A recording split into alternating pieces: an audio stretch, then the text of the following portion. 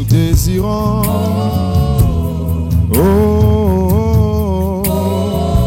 C'est toi que nous acclamons.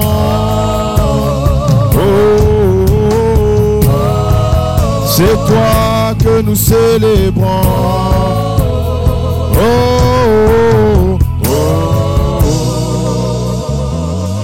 Est-ce qu'un jeune prodige veut acclamer? Quand je vois la manière dont ton voisin célèbre, alléluia. Alléluia. Quelqu'un dit gloire à Dieu. Gloire à Dieu. Quand je vois la manière dont ton voisin célèbre, je comprends qu'il n'est pas reconnaissant. Mais attends. Dis avec moi, voisin, tu as fait une erreur. Tu es à côté d'un fou de Jésus qui sait très bien manifester sa reconnaissance. Montre à ton voisin comment tu le fais. Hey! Est-ce que quelqu'un veut pousser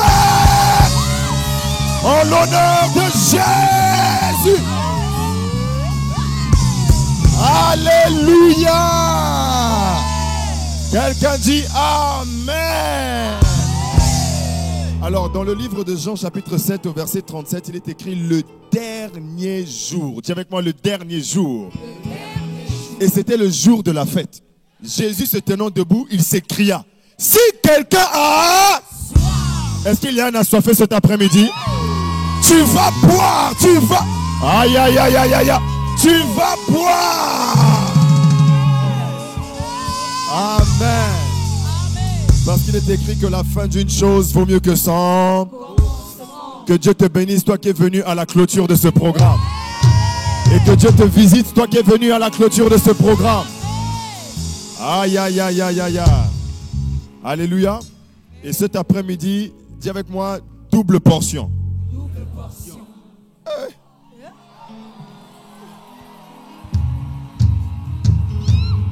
Et sans plus tarder, on va aller à l'essentiel. Dis avec moi l'essentiel. Le premier orateur ou le premier intervenant de notre après-midi, vous le connaissez tellement bien, déjà maintenant. C'est notre frère de la maison. Regarde la jalousie de ton voisin. C'est notre frère de la maison. Et on bénit Dieu pour sa vie parce que c'est un homme de Dieu que Dieu utilise beaucoup auprès de la jeunesse dans son territoire, mais l'impact qu'il a s'étend au-delà de la Côte d'Ivoire. Alléluia. Et cet après-midi encore, le Seigneur nous accorde le privilège de l'avoir parmi nous. Il va commencer. Papa viendra clôturer certainement. Mais on va commencer. Dis avec moi, on va commencer. Alors, jeune prodige, est-ce que vous pouvez m'aider à acclamer le Seigneur pour son serviteur, l'évangéliste Jacques Amesson?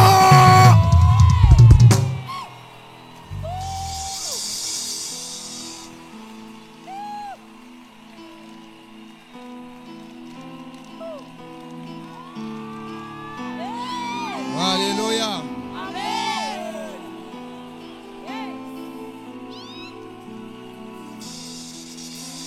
Amen. On bénit le Seigneur, on est vraiment reconnaissant pour cette merveilleuse semaine qui nous a fait passer. Moi, je ne sais pas pour vous, mais ce camp m'a fait revenir à mon premier amour. Ça m'a fait revenir à mon premier amour. J'expliquais à papa que c'est dans un camp comme celui-ci que j'ai rencontré. En 2007, j'ai rencontré celle qui est mon épouse aujourd'hui. Et c'est dans un camp comme ça de jeunesse que j'ai eu envie de donner ma vie à Jésus en 2009. C'était dans un camp. Et c'est vrai que ça fait vraiment des années, très longtemps qu'on n'avait pas vu ce genre de choses. Et le fait que le Seigneur a vraiment mis ce projet dans le cœur de son serviteur, de sa servante. Et ils nous ont fait bénéficier surtout gratuitement, je le dis gratuitement. Vraiment, j'aimerais vraiment qu'on puisse honorer le Seigneur pour la vie de maman et de papa. Merci beaucoup papa, merci beaucoup maman, merci beaucoup, merci beaucoup, merci beaucoup.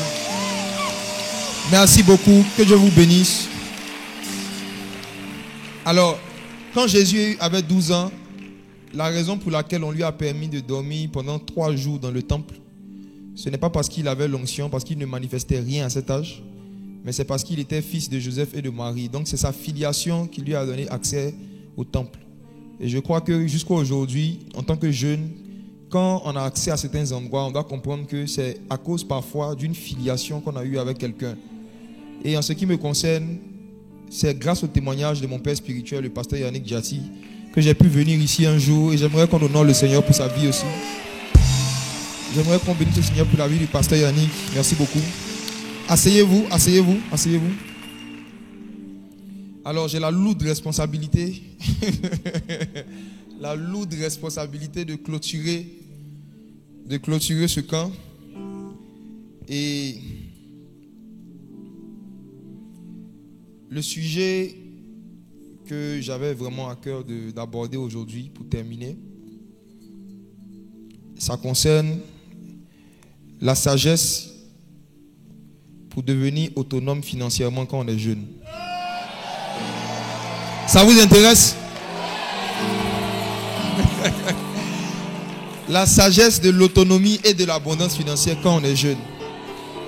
Est-ce que vous croyez que c'est possible d'être jeune et d'être riche pour Dieu? C'est possible. Ok. Alors, nous allons commencer par lire un passage dans le livre de Actes, chapitre 4, le verset 33 au verset 34. Actes, chapitre 4, verset 33 à 34. Actes, chapitre 4, verset 33 à 34. Les apôtres rendaient avec beaucoup de force témoignage de la résurrection du Seigneur Jésus. Et une grande grâce reposait sur eux tous, car il n'y avait parmi eux aucun indigent. Tous ceux qui possédaient des champs ou des maisons les vendaient, apportaient le prix de ce qu'ils avaient vendu. Amen. Amen. Voici, nous sommes en train de parler du réveil des jeunes, n'est-ce pas, depuis le début. Et par la grâce du Seigneur, à travers tous les enseignements que nous avons entendus, les différentes interventions, on a compris les différentes expériences qu'on est censé avoir quand il y a un réveil spirituel et les choses qu'on doit pratiquer pour maintenir le réveil. Et parmi les expériences que le Saint-Esprit veut faire vivre à des personnes chez qui il envoie le réveil, il y a ce qui est décrit dans cette portion de l'Écriture. La Bible dit que les apôtres se rendaient avec beaucoup de puissance, beaucoup de force, beaucoup de puissance, témoignage de la résurrection de Jésus, et une grande grâce reposait sur eux tous. Mais souvenez-vous que lors de ma première intervention, je vous ai dit, quand vous voyez car, conjonction, dis avec moi car. On nous dit qu'il y avait une grande grâce sur eux tous. Et on va nous donner la raison pour laquelle les gens disaient qu'il y avait une grande grâce sur eux tous. Il y avait une grande grâce sur eux tous, car il n'y avait aucun indigent au milieu d'eux. Donc, ce que les gens de l'époque ont regardé pour pouvoir confirmer qu'il y avait une grande grâce au milieu d'eux, ce n'est pas le nombre de personnes qui parlaient en langue. Ils n'ont pas vu qu'il y avait une grande grâce au milieu d'eux par rapport au nombre de visions que les gens avaient par jour. Il y avait une grande grâce au milieu d'eux car il n'y avait plus d'indigents. Un indigent, c'est quelqu'un qui est plus pauvre qu'un pauvre. L'indigent, c'est le fils aîné du pauvre dans la famille de la galère. En fait, l'indigent, c'est le grand frère du pauvre. Le pauvre, c'est celui qui a une chose en quantité insuffisante. L'indigent, c'est celui qui n'a rien du tout. Et la Bible dit que quand la grâce de Dieu avait grandi et se manifestait, la grâce de Dieu a éradiqué l'indigence dans l'église. Donc l'un des signes du réveil, ce n'est pas seulement l'augmentation des dons spirituels, c'est aussi la diminution de la pauvreté. L'un des signes d'un réveil biblique authentique, c'est l'augmentation de l'autonomie financière des enfants de Dieu. Amen. De ce fait, nous devons essayer de comprendre pourquoi est-ce que Dieu veut que nous soyons autonomes financièrement, surtout en tant que jeunes. Ecclésiaste chapitre 9, verset 14. Dieu ne s'intéresse pas seulement à ton cœur, il s'intéresse aussi à ta poche. Ecclésiaste 9, verset 14. Ecclésiaste 9, verset 14. Il y avait une petite ville avec peu d'hommes dans son sein. Un roi puissant marcha sur elle, l'investit et éleva contre elle de grands forts. Allons-y. Il s'y trouvait un homme pauvre et sage. Dis avec moi, pauvre et sage. Pauvre et sage. Pauvre et sage. Pauvre et sage. Oui. Qui sauva la ville par sa sagesse. Et personne ne s'est souvenu de cet homme pauvre. Et j'ai dit, la sagesse vaut mieux que la force. La sagesse vaut mieux que la puissance. La sagesse vaut mieux que l'onction. Toutefois, cependant, la sagesse du pauvre est méprisée et ses paroles ne sont pas écoutées.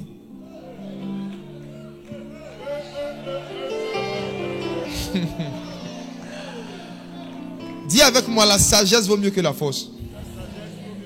Cependant, la sagesse du pauvre est méprisée et ses paroles ne sont pas écoutées.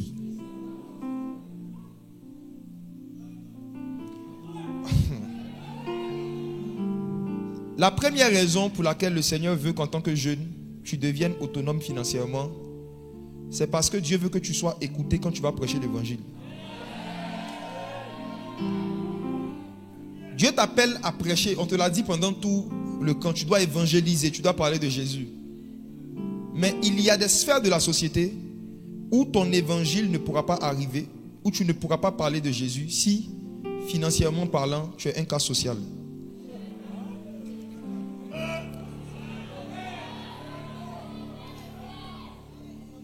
C'est à cause de la misère, c'est à cause de la souffrance financière que beaucoup de jeunes qui étaient véritablement appelés par Dieu ont dévié. Beaucoup se sont intéressés seulement à l'onction, aux dons spirituels, aux manifestations. Et quand le temps pour eux de commencer leur ministère était venu, ils avaient besoin de moyens financiers.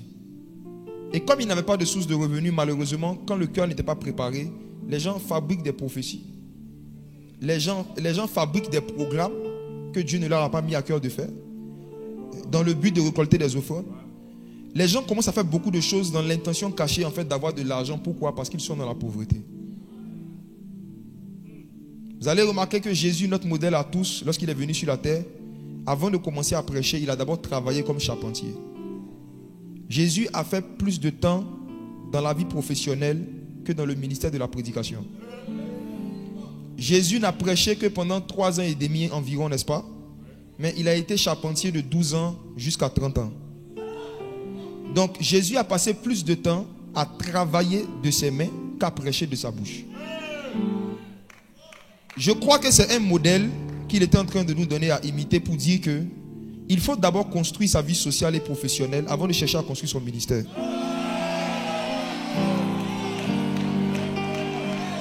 Je pense que c'était un modèle qu'il donnait pour dire qu'un jeune doit prioritairement chercher à se construire socialement, professionnellement, financièrement, avant de chercher à construire des églises. Pour ne pas que vous commenciez à prêcher plus tard à cause de la faim des messages gastronomiques.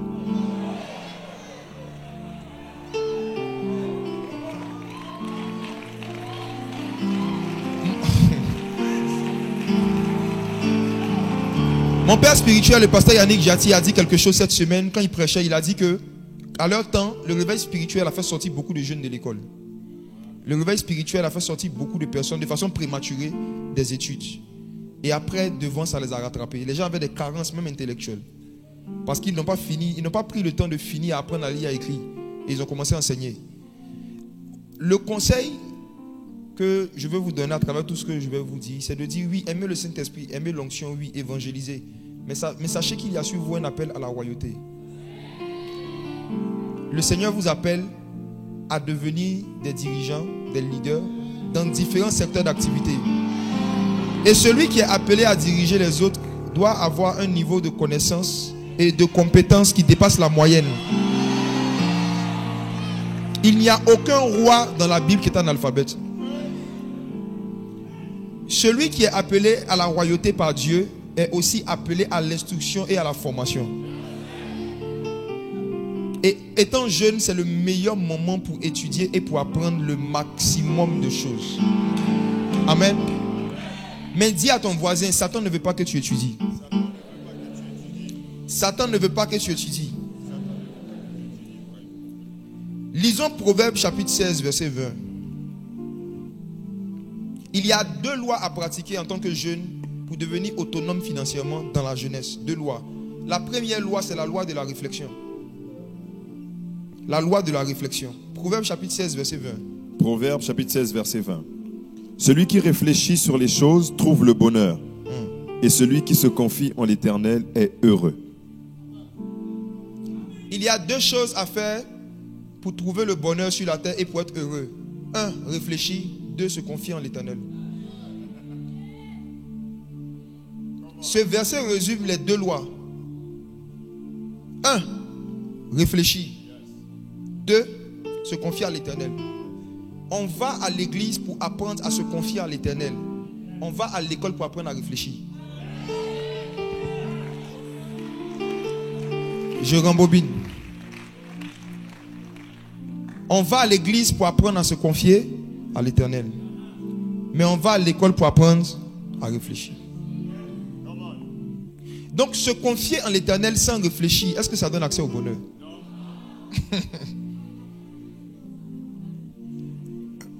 Et regardez cette phrase. Entre réfléchir et se confier en l'Éternel, qui vient avant l'autre? Le premier outil donc que Dieu a donné à l'homme pour acquérir le bonheur, ce n'est pas la prière, c'est le cerveau. N'est-ce pas?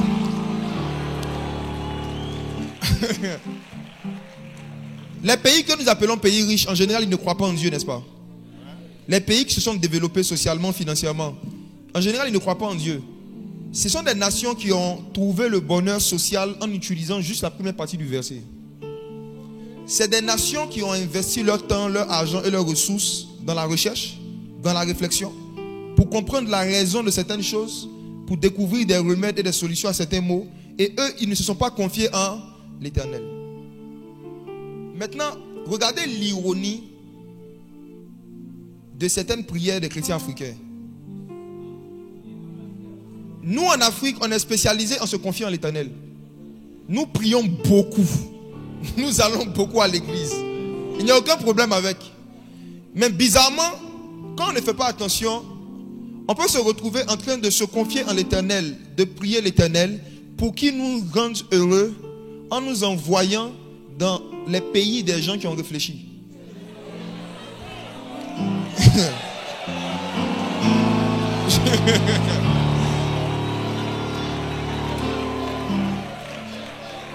C'est le rêve de beaucoup de jeunes Congolais d'aller vivre en France, d'aller vivre au Canada, d'aller vivre aux États-Unis, d'aller vivre en Argentine. Il y en a qui prient pour ça. Il y en a qui se confient en l'Éternel pour ça.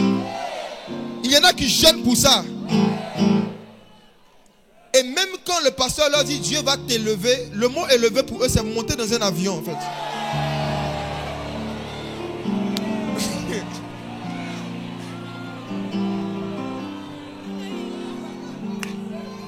Maintenant, la question qu'il faut se poser, ces pays où vous rêvez d'aller, n'est-ce pas que ces gens ne se confient pas en l'Éternel, ils ne croient pas en Dieu, n'est-ce pas? Mais posez-vous une question.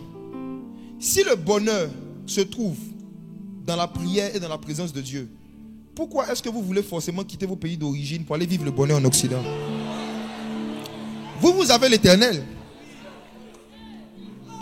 Vous avez la présence de Dieu. Pourquoi vous voulez aller vivre en Europe?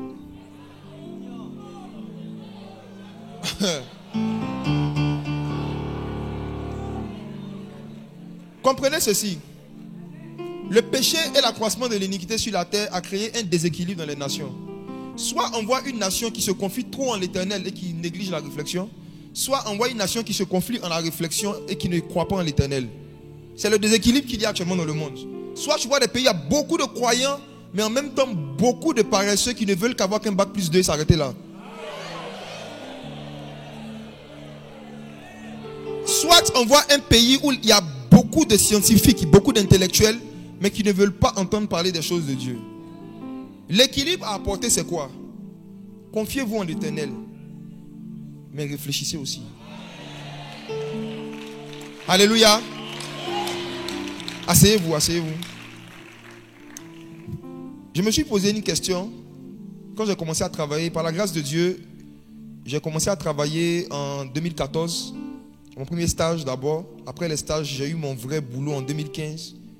Et j'ai été dans le monde professionnel de 2015, je dirais jusqu'à aujourd'hui. J'ai eu des temps de pause. Il y a eu des années sabbatiques où j'étais missionnaire dans certains villages, certains pays. Mais j'ai commencé activement à travailler. J'ai recommencé activement depuis 2021. Ma dernière expérience professionnelle en tant qu'employé, j'étais consultant en communication digitale à l'UNESCO. Et quand j'étais en train de regarder les activités et les tâches qu'on nous confiait, je me suis posé une question. Je pense que plusieurs parmi nous on s'est posé cette question. Je me suis dit, mais quand on était à l'école primaire, déjà même au collège, ces histoires de Pythagore, cosinus, sinus, c'était pourquoi en fait? Quand je voyais les réalités pratiques en entreprise, dans les entreprises privées, je me demandais toutes ces choses pour lesquelles on nous frappait même parfois. C'était pourquoi? Qui s'est déjà posé la question? Ok. On va voir. J'ai trouvé la réponse par la grâce de Dieu dans le livre de Proverbes. Proverbes chapitre 1. En parenthèse, pendant que vous prenez Proverbes chapitre 1 à partir du verset 1 à 4, je vous donne un conseil. En tant que jeune, ne faites pas un jour sans lire au moins un proverbe de la Bible. Le livre de Proverbes a 31 chapitres. Et chaque mois a 31 jours. Parfois 30 jours. Si vous décidez de lire un chapitre par mois, un chapitre par jour, à la fin du mois, vous avez lu tout le livre de Proverbes.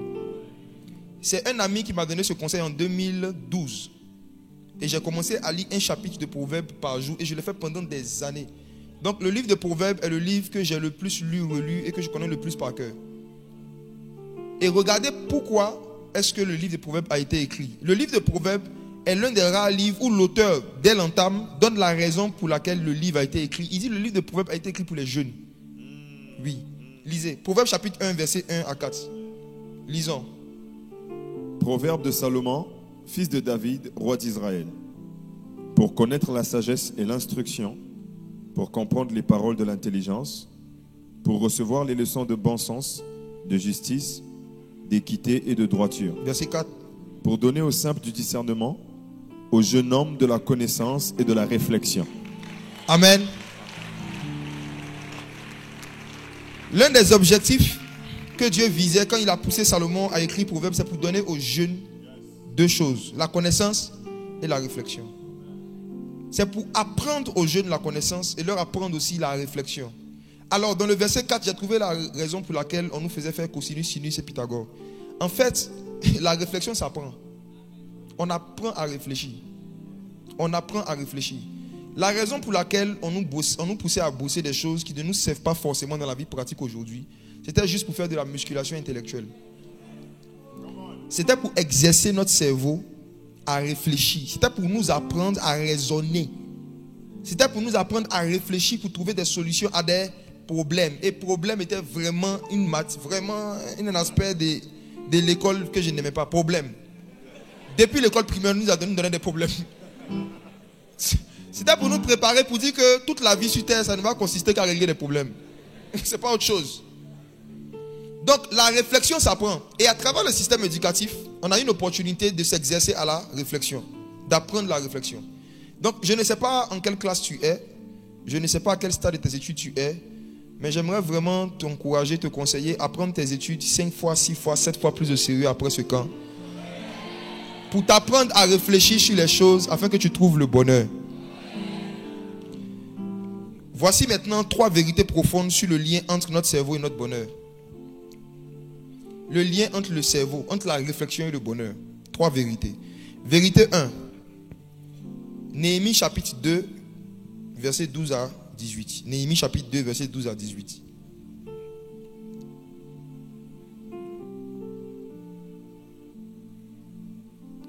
Le premier outil que Dieu a donné à tous les hommes pour vivre le bonheur, comme le verset nous l'a montré, c'est la réflexion ou encore l'utilisation du cerveau. Et regardons Néhémie chapitre 2, verset 12 à 18. Néhémie chapitre 2, verset 12 à 18.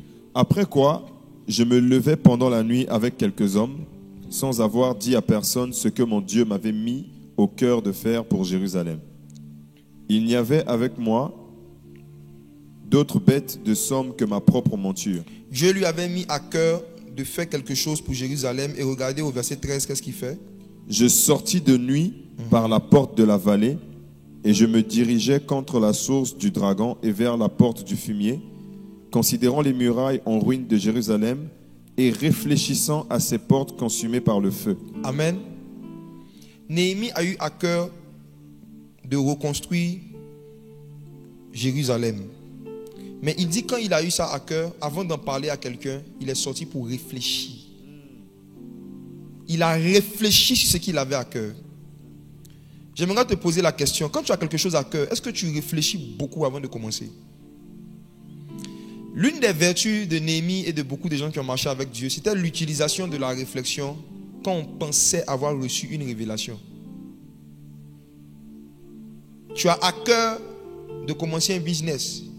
Tu as à cœur de faire la vente en ligne. Tu as à cœur de commencer à faire un petit métier. Avant de te lancer, est-ce que tu as assez réfléchi?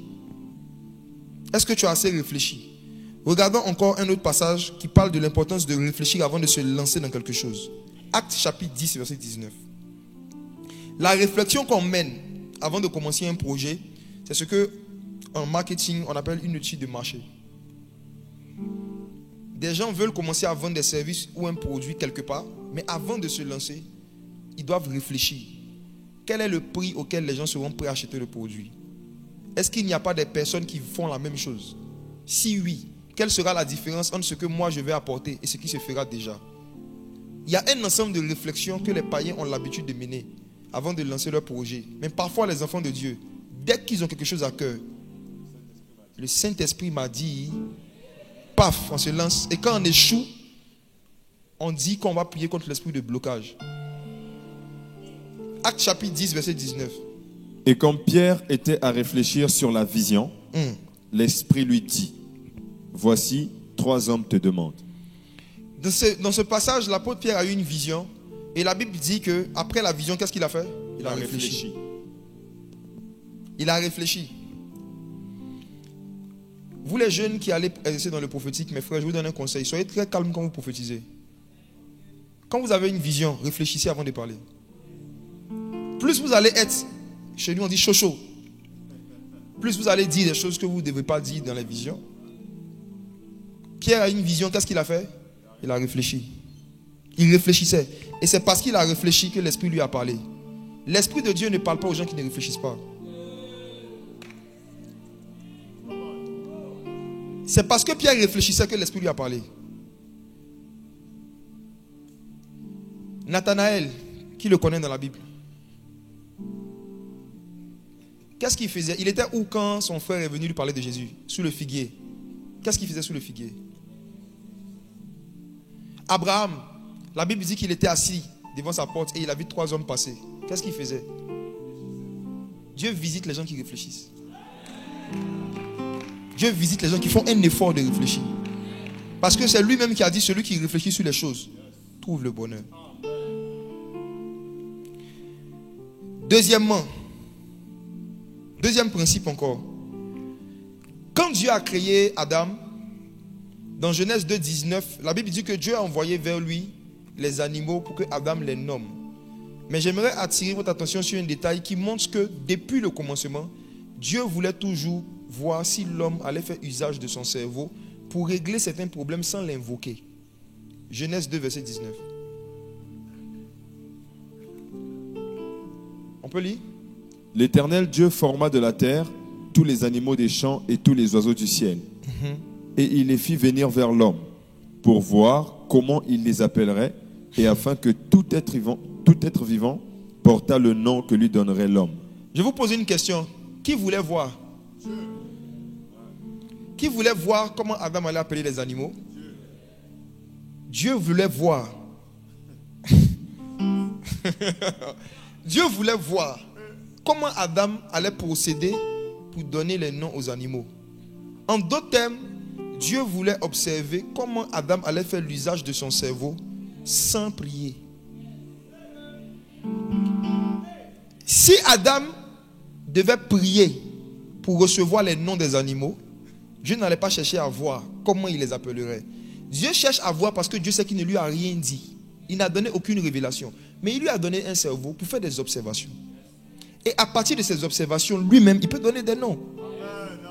Donc vous voyez que depuis le commencement, Dieu est un partisan de l'effort. Il pousse toujours l'homme, même quand il est là, à faire certains efforts de réflexion. Donc les noms des animaux que nous avons, ce n'est pas Dieu qui a donné. Le chat ne s'appelle pas le chat parce que c'est Dieu qui lui a donné un nom. Si Dieu avait donné un nom au chat, le chat aurait été son fils.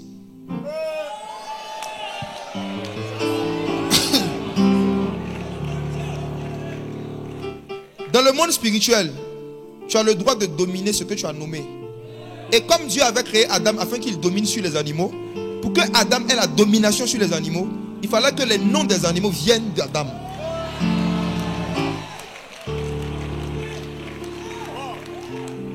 Vous allez voir que quand Jésus voulait faire des miracles, dans beaucoup de versets des évangiles, avant de faire le miracle, il renommait toujours le problème avant d'agir. Parce que tu ne peux pas dominer ce que tu n'as pas renommé. Par exemple, on lui dit Lazare est mort.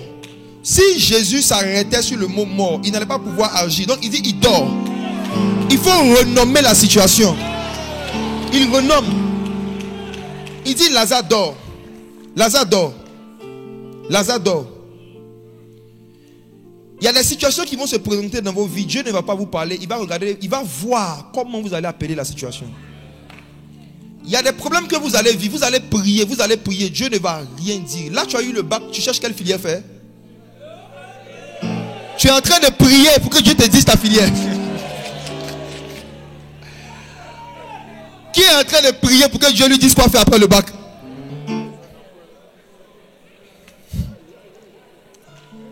Oh frère, tu risques de faire comme moi, je risque de prier longtemps. Je peux vous raconter mon histoire? Quand j'étais adolescent, je ne connaissais pas Dieu en tant que celui qui veut que je réfléchisse. Je me disais que tout devait me venir par révélation. Donc quand j'étais en terminale, quoique j'étais parmi les majeurs, je ne savais pas quel métier faire après le bac. Mais je me disais que Dieu va sûrement me le révéler par un songe ou par une prophétie dans un programme chrétien. Donc je venais dans des programmes, dans l'expectative que l'homme de Dieu dise, il y a quelqu'un ici qui s'appelle Jacques. Il se demande quoi faire après le bac. Ainsi parle le Seigneur. Frère, j'ai prié, j'ai jeûné pour que Dieu me révèle mon métier. Pour que Dieu me révèle la filière que je devais faire. Je ne recevais rien. Le bac approchait. Mon père me demandait souvent, tu fais quoi après le bac? J'ai dit, je te dis bientôt. Je te dis bientôt. Jusqu'à ce que j'ai le bac. J'ai eu le bac, mon père biologique m'a appelé, il m'a fait asseoir. Il dit, Jacques, tu vas faire quoi après le bac? Je lui ai dit, je te donne la réponse bientôt. 1 mois passe. 2 mois passent. Il me rappelle, tu fais quoi après le bac? Tu veux faire quelle filière? Je lui ai dit, je te donne la réponse bientôt. Un moment, mon père s'est énervé. Il m'a dit, visiblement, tu ne sais pas ce que tu veux faire de ta vie. Donc, je vais choisir pour toi. Et mon père m'a dit, je vais t'inscrire en filière de droit. Tu vas faire le droit. Comme l'une de mes grandes sœurs. Donc, il m'a informé que le lendemain, il va m'inscrire en droit. Parce que la rentrée scolaire approchait. Il fallait faire quelque chose. Et je me suis vraiment attristé. Je me suis mis un peu en colère contre le Seigneur. Il dit, tu vois, tu as dit que celui qui se confie en toi. Celui qui se confie en toi. Tu as dit, invoque-moi, je te répondrai. Moi, je t'invoque. Tu ne me réponds pas. Donc, la veille de l'inscription, je fais maintenant un songe. Histoire vraie. La veille de l'inscription, je fais un songe. Dans le songe, je suis dans un rang avec d'autres jeunes qui doivent s'inscrire en filière de droit.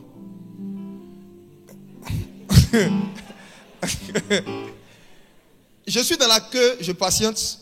Et dans le songe, un homme s'approche de moi. Il me dit, je veux te parler. Il me prend de côté, puis il me dit, toi, si tu fais le droit, tu vas échouer. Et je me suis réveillé. C'est fini. Ma colère a augmenté. Je dis, tu ne me dis pas ce que je dois faire, mais tu me dis ce que je ne dois pas faire.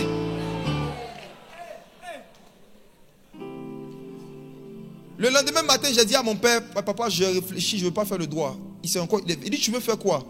J'ai dit, je ne sais pas trop. Il dit, aujourd'hui, la nuit ne passera pas si tu n'es pas inscrit quelque part. Il m'a dit, comme tu ne veux pas faire le droit, allons-y. Il m'a envoyé dans une école qu'on appelle Pigier. C'est une école française. Il m'a envoyé. Il a dit, ce monsieur a eu le bac A2, c'est un bac littéraire chez nous. Montrez-lui les filières que son bac peut faire, qu'il choisisse une filière. Et on a mis devant moi une liste de filières. J'ai vu quelque chose qu'on appelait marketing. Je vous dis la vérité, je ne savais même pas ce que c'était. On m'a juste dit coche quelque chose. On m'a dit coche. J'ai regardé, c'était le mot qui me paraissait le plus beau parmi ceux qui étaient affichés. J'ai coché marketing. C'est comme ça que je suis rentré en filière de marketing. C'est comme ça que je suis rentré. Et j'ai commencé à être vraiment déçu du Saint-Esprit et à remettre en cause les enseignements que j'écoutais à l'époque. Qui disaient que invoque-moi, je te répondrai. J'ai dit, mais moi, Dieu ne me répond pas. J'avais écouté un témoignage d'un homme qui dit qu'il était allé au paradis et Jésus distribuait les récompenses. Et le Seigneur ne lui a pas donné de récompense parce que le Seigneur lui a dit, tout ce que tu as fait sur la terre, ce n'était pas ma volonté. J'avais lu ça dans un livre. Peut-être que vous avez déjà vu les histoires comme ça. Dieu lui a dit, tu as fait de bonnes choses, mais ce n'est pas ce que je t'appelais à faire. Donc, sa récompense était petite alors qu'il avait fait de grandes œuvres sur la terre. C'est me basant sur toutes ces histoires que j'avais lues et ces prédications entendues que je me disais, je ne veux pas faire une filière pour qu'à la fin de ma vie, Dieu me dise, ce n'était pas la filière que je devais faire. Donc, dans ma tête, il fallait que Dieu me dicte ma filière. Il ne m'a rien dicté. Mon père m'a propulsé. Dis avec moi, propulse. Il m'a propulsé en marketing. Je suis arrivé là-bas. On m'a informé que après 2 ans, je dois passer un BTS en gestion commerciale. J'ai découvert encore ce mot. Je ne sais pas ce que c'était. On m'a dit après 2 ans, je fais un BTS en gestion commerciale. La 3e année, je dois faire une licence en marketing. Et puis après, je fais un master en marketing. On m'a dit des trucs. Je comprenais. Moi, je voulais juste aller à l'école. Je dis, c'est bon. Je vais étudier. Et je sais qu'il y a beaucoup d'entre vous comme ça. Vous êtes en train de faire des filières que vous n'avez pas forcément choisies. Des filières que vos parents ont choisies pour vous. Mais j'aimerais vous dire quelque chose. Ce n'est pas parce que c'est vos parents qui vous ont donné la filière que cela veut dire que ce n'est pas la volonté de Dieu pour votre vie. Dans l'Ancien Testament, les parents choisissaient même les femmes de leurs enfants. Isaac que vous connaissez, il n'a dragué personne. C'est son père qui a choisi une femme pour lui. Parce que parfois Dieu met des inspirations par rapport à notre destinée dans les conseils des parents. Dieu met des inspirations par rapport à notre voie dans la vie, dans l'orientation des parents. Donc ne négligez pas les avis et les orientations que vos parents vous donnent par rapport à vos études. Même s'ils ne disent pas ainsi par l'Éternel. Même s'ils ne sont pas chrétiens. Dieu a mis quelque chose en eux qui les rend légitimes dans le monde spirituel pour pouvoir vous orienter dans les filières que vous devez faire. Et c'est comme ça que je suis rentré en marketing. Et je n'ai jamais entendu de voix, jamais eu de songe. Je n'ai jamais vécu d'expérience surnaturelle, jamais eu de prophétie quelconque par rapport au métier que je devais apprendre. Tout ce que je sais faire aujourd'hui, tout ce que j'ai appris, je l'ai appris parce que mon père m'a recommandé de le faire. J'ai appliqué mon cerveau à la réflexion. Je suis devenu autonome financièrement, c'est fini. Amen. Il y a des cas exceptionnels où Dieu révèle à certaines personnes clairement leur métier ou leur filière. Ce sont des expériences exceptionnelles, mais ce n'est pas la règle générale. Ce n'est pas ce que tout le monde vit malheureusement. Dieu est souverain. Il peut révéler clairement à quelqu'un sa filière, son métier. J'en ai connu moi-même. J'ai déjà reçu des prophéties dans des programmes pour certaines personnes. Où Dieu dit, dis-lui que voici le métier qu'il doit faire. Ça arrive, Dieu est souverain. Mais je suis en train de dire que ne vous attendez pas à ça pour vous bloquer ou pour vous retarder par rapport à des formations que vous pouvez commencer à apprendre. Dieu va emmener des animaux vers vous pour voir comment vous les appelez. Dieu va emmener des opportunités de formation vers vous pour voir comment vous allez les appeler. Dieu va emmener des opportunités d'apprendre vers vous pour voir comment vous allez réagir. Amen. Ecclésiaste chapitre 7, verset 14. La dernière vérité par rapport à la réflexion. Et après on va passer à l'autre loi. Ecclésiaste 7, verset 14.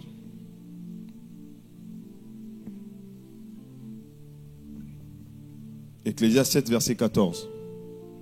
Au jour du bonheur, sois heureux. Et au jour du malheur, réfléchis. Dieu a fait l'un comme l'autre, afin que l'homme ne découvre en rien ce qui sera après lui. Au jour du bonheur, sois heureux. Au jour du malheur, réfléchis. Qui a une version où c'est écrit au jour du malheur, prie beaucoup? Qui a une version où c'est mis au jour du malheur, prie beaucoup? Personne? Ok. Par contre, il y a un passage dans le livre de Jacques, chapitre 5, où le Seigneur dit, si quelqu'un souffre, qu'il prie. Vous voyez, quand vous voulez avoir l'opinion de Dieu par rapport à un sujet, prenez tous les versets qui parlent du sujet. Et quand vous prenez tous les versets qui parlent de comment est-ce que Dieu veut qu'on se comporte au jour du malheur, en temps de souffrance, il y a deux choses à faire. Il y a un verset qui dit de réfléchir, c'est celui-là. Et il y a Jacques 5,13 qui dit de prier. Donc quand on souffre, quand on vit le malheur, on prie et on réfléchit. Ça revient encore. On fait les deux. Mais le problème que j'ai avec beaucoup de mes frères, ils prient seulement. Ils ne réfléchissent pas. Ils vivent des souffrances chaque année. Des souffrances cycliques qui reviennent, mais ils ne réfléchissent pas à est-ce que moi-même, il n'y a pas quelque chose que je fais ou que je ne fais pas qui est à la base de cette souffrance qui ne finit pas. Quand certaines souffrances se sont répétées dans la vie de tes parents, de tes grands-parents et de toi qui reviennent, ça peut être des démons. Ça peut être aussi une vaine manière de vivre héritée de tes pères. Il y a des styles de vie qui maintiennent les gens dans la pauvreté. Il y a des styles de vie qui maintiennent les gens dans la misère. Ça n'a rien à voir avec des démons. Et s'il y a des démons, même les démons ne viennent seulement que vous encourager à rester dans un style de vie qui va vous maintenir dans la pauvreté. Donc au jour du malheur, réfléchis. Pourquoi aujourd'hui nous avons des médicaments contre le paludisme? J'ai fait des recherches sur l'origine de cette maladie quand ça a commencé en Côte d'Ivoire.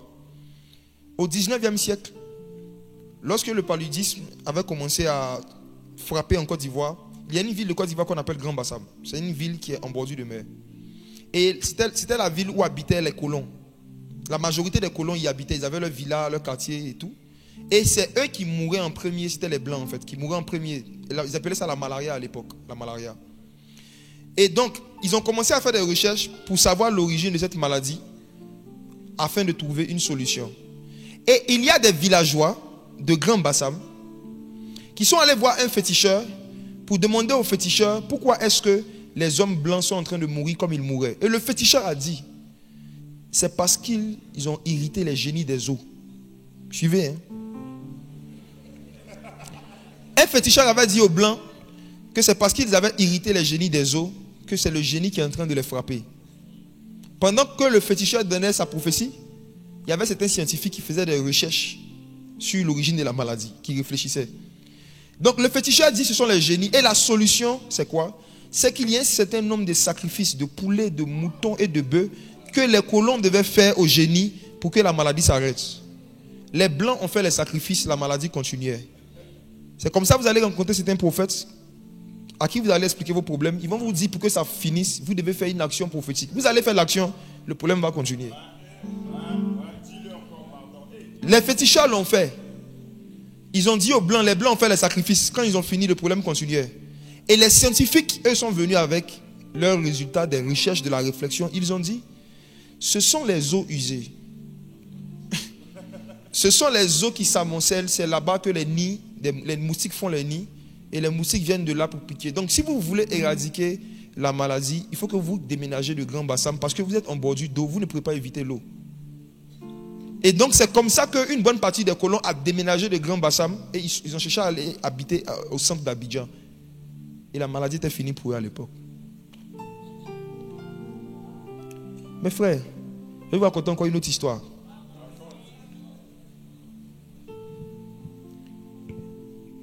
Un homme était pêcheur. Et un jour, en allant à la pêche, il trouve un autre homme qui était en train de pêcher avant lui. Et celui qui pêchait avant lui faisait ceci. Il met la hameçon dans l'eau. Il prend un poisson.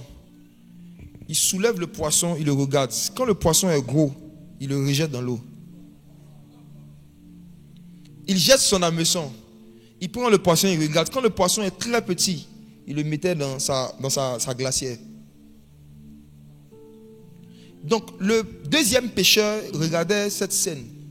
Et il s'est dit, mais quel est ce pêcheur qui jette les gros poissons?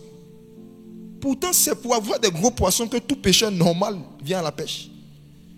Donc il a regardé le monsieur faire ça pendant plus d'une heure et il a rempli son bac de petits poissons, sa glacière, de petits poissons.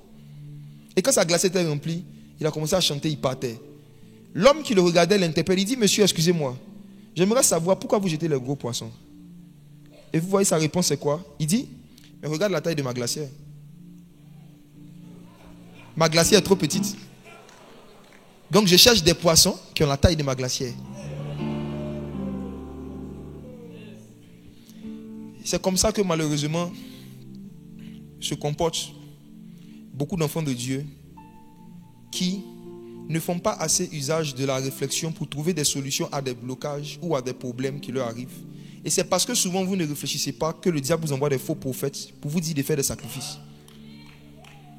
Celui qui ne veut pas faire de sacrifices de lecture, de recherche, va faire des sacrifices d'argent inutiles. Celui qui ne veut pas faire des sacrifices de temps pour apprendre des formations, va faire des sacrifices prophétiques inutiles. C'est par paresse intellectuelle que les Africains préfèrent poser des actions prophétiques pour décanter certaines situations qu'aller étudier longtemps. La paresse intellectuelle est une vaine manière de vivre héritée de nos pères. La Bible dit que Jésus par son sang nous a délivrés de la vaine manière de vivre héritée de nos pères. Vous allez rarement voir un jeune chrétien africain qui a ses parents qui sont allés loin à l'école, qui ne veut pas aller loin à l'école. C'est très rare. Les parents sont les premiers pasteurs des enfants. Le premier modèle avec qui on était en contact depuis l'enfance, c'est ce qui nous motive ou nous démotive. Et parce que beaucoup parmi nous, on n'a pas eu la grâce d'avoir des parents qui sont allés loin dans la réflexion et dans les études, on n'a pas ce désir forcément à l'intérieur de nous.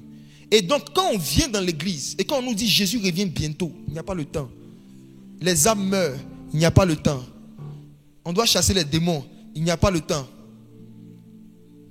Satan commence à te dire, ça sert à quoi d'aller étudier longtemps alors que Dieu a besoin de toi pour t'utiliser. Et les études vont commencer à t'énerver, te désintéresser. Tu vas devenir impatient parce que tu veux vivre le réveil. Et c'est une séduction de l'ennemi. Jésus a besoin de 2 catégories de personnes pour pouvoir faire son œuvre sur la terre, les rois et les sacrificateurs. Il a fait de nous un peuple de rois et de sacrificateurs. Les sacrificateurs étaient à 100% consacrés exclusivement au service de la maison de Dieu, dans la maison de Dieu. Leur sphère d'influence, c'était la maison de Dieu, les sacrificateurs. Mais les rois, qui étaient aussi oints, qui étaient aussi serviteurs de Dieu, leur sphère d'influence, c'était la société. Le sacrificateur est dans le temple, le roi est dans les maisons, il est dans les palais.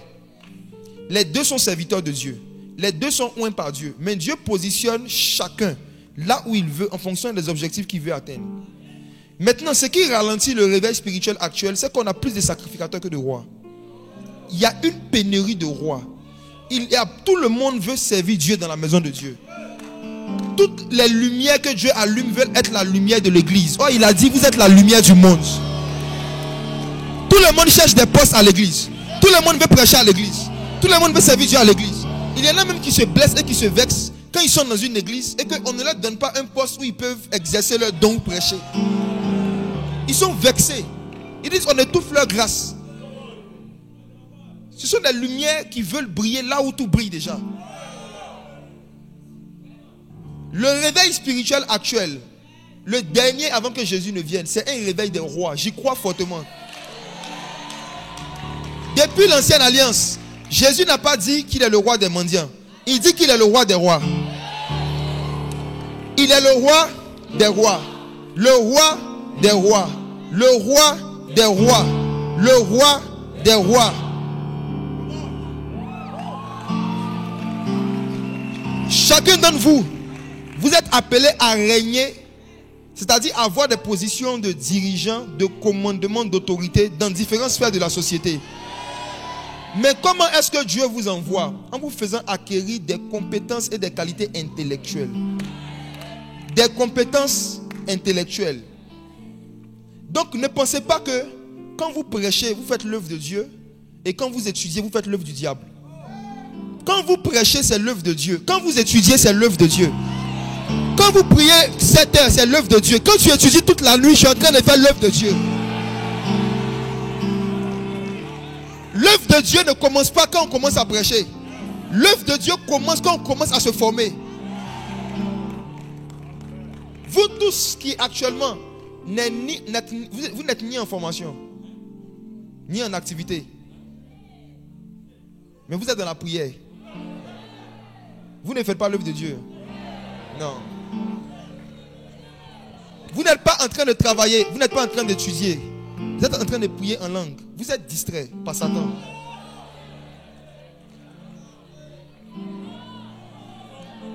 Vous vous êtes distrait. Dieu vous a emmené aussi à ce camp pour emmener en vous un réveil intellectuel.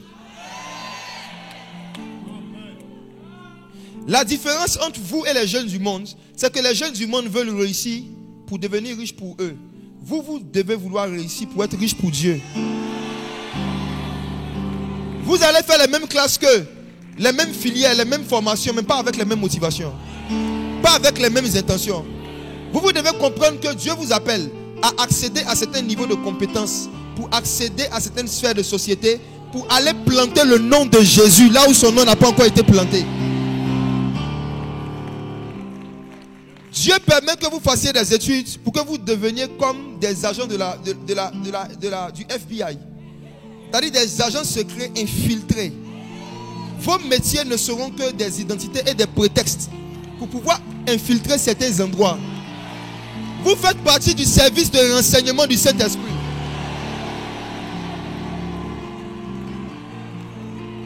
Vous faites partie des espions prophétiques des derniers jours.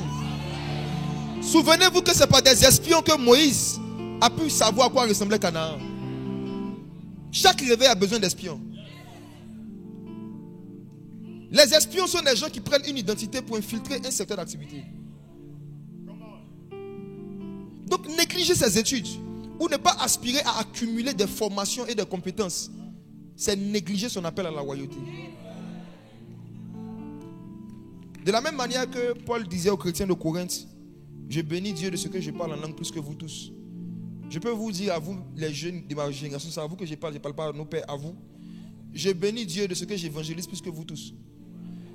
Mais je ne fais pas un an sans apprendre un nouveau logiciel ou une nouvelle application. Je ne fais pas un an sans apprendre un nouveau logiciel ou une nouvelle application.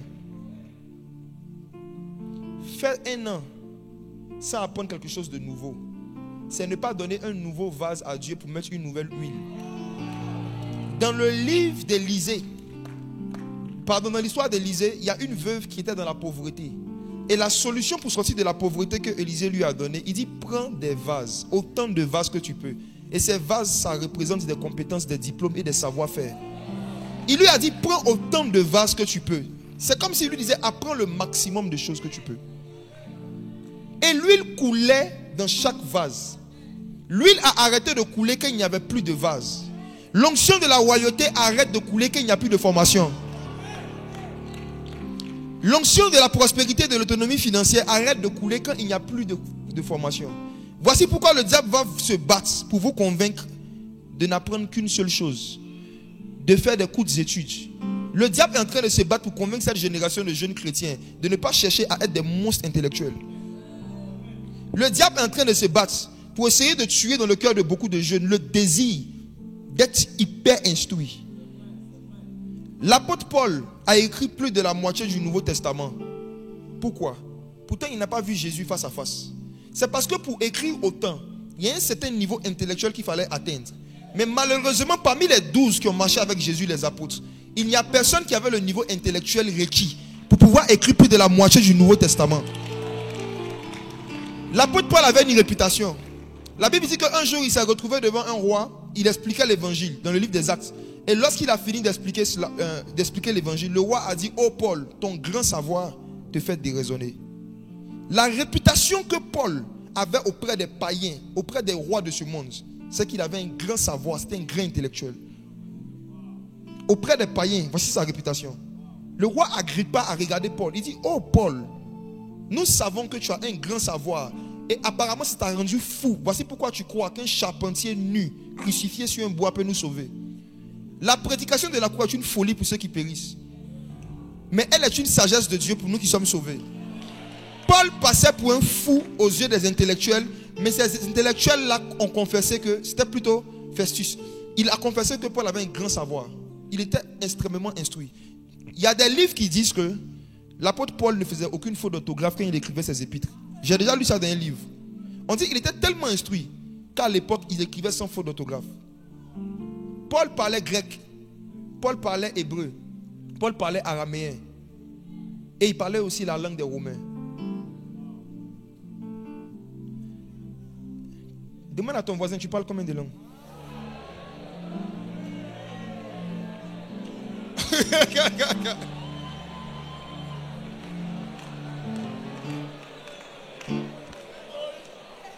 Faut lui dire, à part le parler en langue.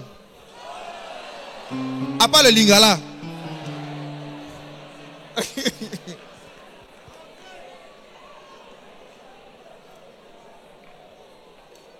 Je vais vous dire la vérité, vous qui avez moins de 40 ans, si dans 5 ans, vous ne comprenez pas l'anglais de façon moyenne, vous êtes disqualifié du réveil.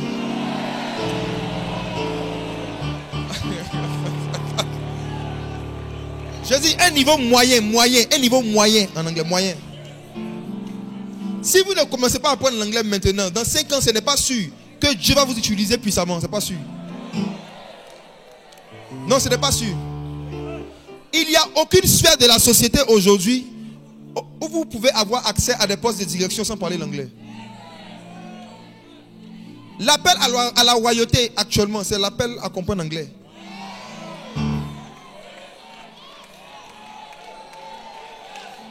Ok. L'appel à la royauté, c'est l'appel à comprendre l'anglais de notre génération. Jésus savait que l'une des premières choses dont les premiers acteurs de réveil auraient besoin dans les derniers jours, ça allait être les langues. C'est pourquoi dans Marc, quand il a cité les miracles qui accompagneront ceux qui auront cru, la première chose qu'il a citée, vous pouvez vérifier, Marc 16 à partir du verset 17, la première chose qu'il a citée, après ils chasseront les démons, ils parleront de nouvelles langues. Le réveil est venu dans Actes chapitre avec de nouvelles langues. Mes frères, je vais aller plus loin. Dans Actes chapitre 2, il n'y avait pas de ribaba.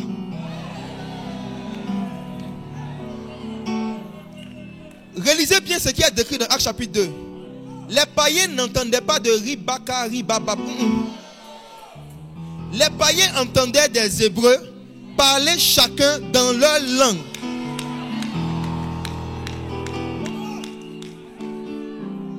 Quand le Saint-Esprit est descendu sur les premiers disciples, le premier mouvement qu'il a fait dans la chambre haute, c'était un mouvement de traduction et d'interprétariat. Donc, comprenez ceci. Dieu peut vous appeler à gagner 100 personnes. Mais parmi les 100 personnes, peut-être qu'il y a 100 Américains. Vous n'êtes pas tous appelés à évangéliser que les Congolais et les Quinois. Certains, Dieu vous appelle en Chine,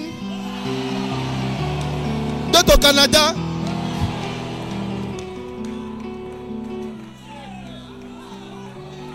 Se préparer à la royauté commence par l'apprentissage des langues. Souvenez-vous de Daniel. Quand Daniel est rentré à Babylone, la première chose que Nebuchadnezzar a demandé qu'on leur fasse, c'était qu'on leur apprenne la langue des Chaldéens. Lisez Daniel chapitre 1. Dès qu'ils sont arrivés, les premiers cours qu'on leur a donnés, parce qu'ils étaient appelés à la royauté, c'était apprendre des langues étrangères. L'appel à la royauté, c'est l'appel à apprendre des langues étrangères. Quand Jésus était sur la croix, pendant qu'on le crucifiait, il avait l'habitude de prêcher en hébreu et puis quelquefois dire des phrases en araméen. Mais sur la croix, vous allez remarquer qu'il y a une inscription qui était au-dessus de sa tête. La Bible dit, les Juifs ont voulu dire, celui-ci est le roi des Juifs. Mais ils n'ont pas traduit ça seulement en hébreu. Ça a été traduit en hébreu, en latin et en grec. Donc même à la croix, le Saint-Esprit est en train de nous dire déjà que l'œuvre de la croix doit être traduit en différentes langues.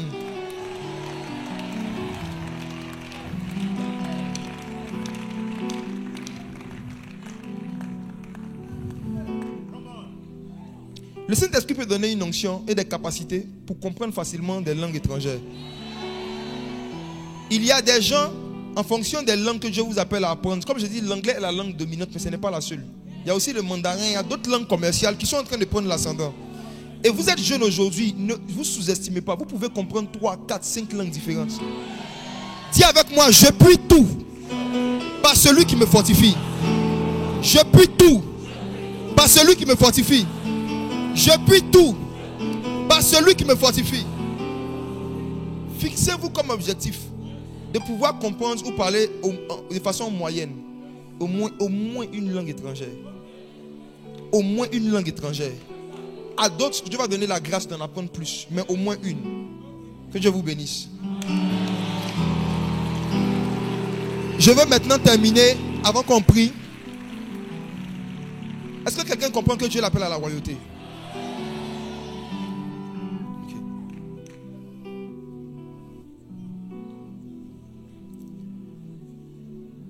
Je veux maintenant terminer avec, après la loi de la réflexion, je veux terminer avec la loi de la bénédiction. Mes frères, vous pouvez avoir beaucoup de diplômes, beaucoup de compétences, beaucoup de langues. Mais si vous n'êtes pas béni, s'il n'y a pas une grâce qui vous accompagne, il y a des résultats aussi dans la vie que vous aurez du mal à atteindre. Surtout nous qui sommes dans les pays africains et qui ne faisons pas de fétiches. Si tu n'as pas fétiche, que tu n'as pas aussi de grâce, les diplômes ne te suffiront pas pour réussir. Le monde professionnel est un monde très occulte. C'est un monde mystique. C'est un monde où il y a beaucoup de sorcellerie, de jalousie. Donc ceux qui ne sont pas spirituels ne pourront pas aussi accéder à certaines responsabilités, même si ils ont des compétences. Genèse chapitre 26, versets 12 à 13. Je connais beaucoup de gens simples qui sont devenus directeurs et qui sont aussi tombés malades du jour au lendemain, qui ont eu des maladies qui les ont empêchés d'exercer leurs fonctions. Dans ce monde où nous sommes, celui qui n'a ni Satan, ni Dieu, aura Satan à ses trousses. Tu n'as ni fétiche, ni onction. Satan va te détruire. Genèse chapitre 26, verset 12 à 13. Regardons un jeune qui s'appelait Isaac, son expérience avec l'abondance financière. Genèse chapitre 26, verset 12 à 13. Oui. Isaac sera dans ce pays. Et il recueillit cette année le centuple, car l'Éternel le bénit. Ensuite. Cet homme devint riche. Dis avec moi, cet homme devint riche. Cet homme devint riche. Ensuite. Et il alla s'enrichissant de plus en plus. Il alla s'enrichissant de plus en plus. Ensuite. Jusqu'à ce qu'il devint fort riche. Qui croit que Dieu est le Dieu d'Abraham, d'Isaac et de Jacob? Il faut qu'on étudie un peu le cas de ce que ce monsieur a vécu. Si Dieu n'a pas changé, c'est qu'il peut le faire aussi pour toi. Isaac a semé une chose. La Bible dit qu'il a récolté 100. Il sème une chose, il récolte 100 la même année. Et ensuite, il devient riche. Être riche, c'est déjà avoir des biens matériels et financiers en abondance. Mais la Bible dit qu'il alla en s'enrichissant de plus en plus. En étudiant le texte hébraïque, je me suis rendu compte que Isaac, en son temps, avait accumulé un niveau de richesse que les gens de l'époque n'avaient jamais vu. Donc, il n'y avait pas de mots et de termes pour qualifier sa richesse. On dit qu'il alla en s'enrichissant de plus en plus jusqu'à ce qu'il devienne fort. Dans le grec, c'est puissant. On dit en fait, on ne pouvait pas dire s'il avait 10 milliards ou il avait 20 milliards. On dit qu'il était juste fort d'un riche. Il dit, il est... C'est comme si quand tu demandais aux gens, Isaac a combien, on dit il est fort. Les gens ne savaient pas. Les gens ne savaient pas. Il était fort riche. Mais qu'est-ce qui a produit ça? Mes frères, ce n'était pas ses diplômes. Ce n'était pas ses compétences. Ce n'était pas ses relations. Qu'est-ce qui a produit ça? Verset 12. Car l'Éternel le bénit. Dis avec moi, car. Conjonction. La source de cette abondance financière, c'était le fait que l'Éternel le bénit. C'est tout. On n'a pas dit car il était fort diplômé. On n'a pas dit car il était très talentueux. En fait, les diplômes, les compétences, les talents, c'est la piste d'atterrissage. Mais l'avion, c'est la bénédiction. S'il n'y a pas de piste d'atterrissage, un avion ne pourra pas venir se poser. Tout ce que je vous ai dit de faire tout à l'heure, c'est pour préparer une piste, pour que la bénédiction vienne se poser sur quelque chose. La bénédiction vient toujours se poser sur quelque chose. Dieu ne bénit pas le vent. La bénédiction vient toujours se poser sur quelque chose. Tu travailles, tu bosses, tu acquiers des diplômes, tu apprends des logiciels, tu apprends des applications. Et qu'est-ce que Dieu fait maintenant? Il te bénit. Et quand tu vas commencer à prospérer, ne dis pas en ton cœur, ma force et mon intelligence, mes diplômes et mes études m'ont donné d'acquérir ces choses. Mais dis-toi que c'est la bénédiction de l'Éternel qui enrichit. Elle n'est suivie d'aucun chagrin. Ce ne sont pas tes compétences qui vont t'enrichir, c'est la bénédiction de l'Éternel. Les compétences sont juste les vases, mais sinon l'huile, c'est la bénédiction de l'Éternel. Comment est-ce que l'Éternel a béni Isaac? Comment est-ce qu'en tant que jeune, on peut avoir, après avoir étudié, le type de bénédiction qu'il faut pour prospérer, pour régner, pour devenir autonome? Mes frères, l'autonomie financière est très, très, très importante. On nous dit premièrement, Isaac sema. On n'a pas dit Dieu sema. On n'a pas dit Dieu sema. Isaac a fait des business. Il a fait des affaires. Isaac a essayé des activités. Isaac a essayé des activités. Mes jeunes frères, n'attendez pas de finir les études avant d'apprendre à faire du commerce. N'attendez pas de finir les études avant d'apprendre à faire du commerce. J'ai eu la grâce de recevoir une éducation financière de ma mère. Et ma mère travaillait en tant que chef de laboratoire dans un hôpital. Mais en plus de cela, elle partait au Togo, au Bénin, en Chine, pour aller payer des marchandises qu'elle revendait les week-ends. Donc elle était employée du lundi au vendredi, mais le week-end, elle était vendeuse. Elle prenait des habits, des chaussures, elle se battait, elle vendait pour pouvoir payer nos études. Ça m'a donné un modèle. J'ai compris que ton emploi, même si tu deviens employé, ne doit jamais être ta seule activité. En plus d'un emploi, tu dois toujours chercher à semer ou encore investir dans quelque chose en parallèle. Et c'est quand Dieu voit que tu sèmes qu'il te fait moissonner. Ce qu'un homme aura semé, il le moissonnera. Donc, semer, ça s'apprend, c'est un métier. Investir, faire des commerces, des business, c'est un métier, ça s'apprend. Formez-vous. Aujourd'hui, avec Internet, moi je vous dis la vérité. Si tu n'es pas paresseux, si tu as Internet, tu as un smartphone, je ne sais pas ce que tu ne peux pas apprendre. Tu peux avoir des bases dans tous les domaines. Aujourd'hui, avec Internet, avec ChatGPT et d'autres applications, même des sites de formation, des MOOC, comme on appelle. Si tu veux apprendre, par exemple, la vente en ligne, tu tapes formation vente en ligne sur Internet gratuite. On va te donner au moins des bases. Tu peux avoir des bases dans différents domaines en faisant un peu de recherche.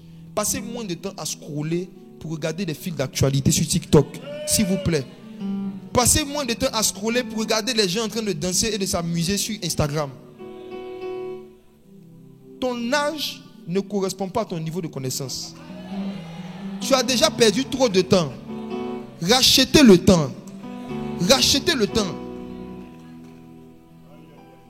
Apprenez à semer, c'est-à-dire apprenez à faire des activités.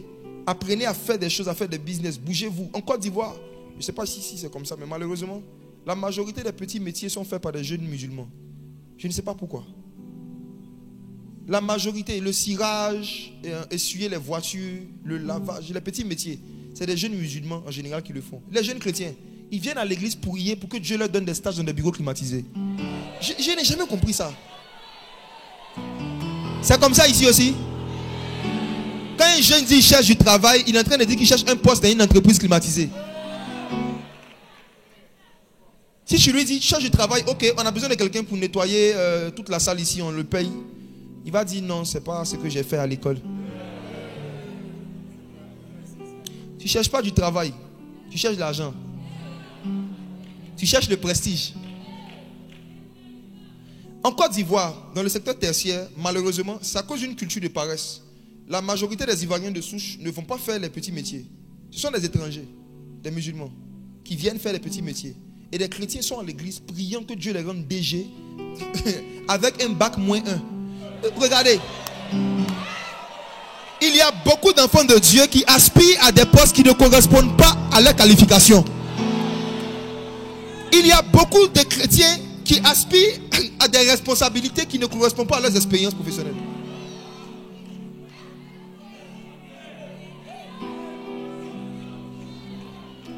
Des jeunes finissent les études, ils n'ont qu'un master. Ils ne veulent pas faire de longs stages.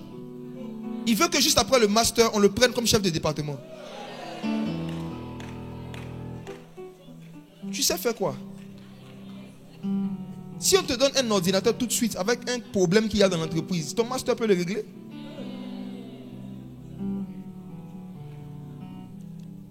Si vous voulez que Dieu vous élève rapidement dans le domaine des finances, acceptez de faire des petits métiers. Celui qui s'abaisse dans ce domaine sera élevé par Dieu. Tu cherches un stage, une place en entreprise, en attendant qu'il n'y a pas, tu fais quoi? Mes frères, le gars que vous voyez devant vous, je vous dis que j'avais, mon premier diplôme c'était un BTS, mon premier diplôme. Je cherchais un stage, il fallait faire un stage pour pouvoir valider le BTS, brevet de technicien supérieur. Ça existe ici? Je ne trouvais pas le stage. Vous savez ce que j'ai fait? Je suis allé sur un chantier, j'ai vu des maçons qui étaient en train de construire. Je leur ai dit, je vais être maçon avec eux. Oui. Je suis allé sur un chantier, j'ai vu des maçons en train de soulever des briques. Je leur ai demandé ce que je peux faire, c'est combien par jour. On m'a dit que c'était 2000 francs par jour. J'ai dit, ça m'intéresse.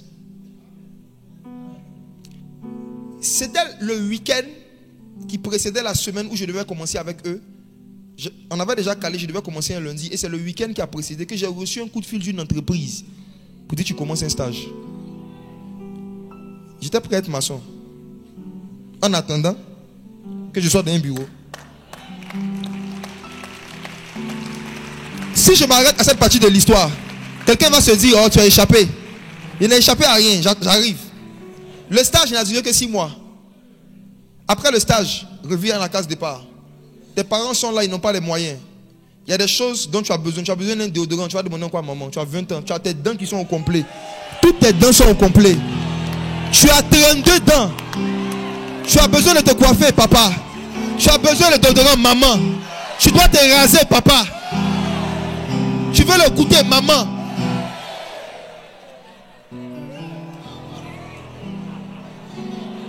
Un moment, regarde, si tu n'as pas pitié de toi, il faut avoir pitié de tes parents.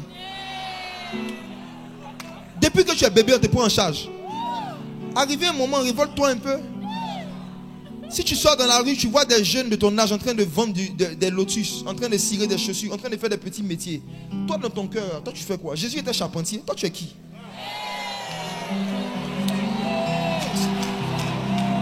Jésus était charpentier.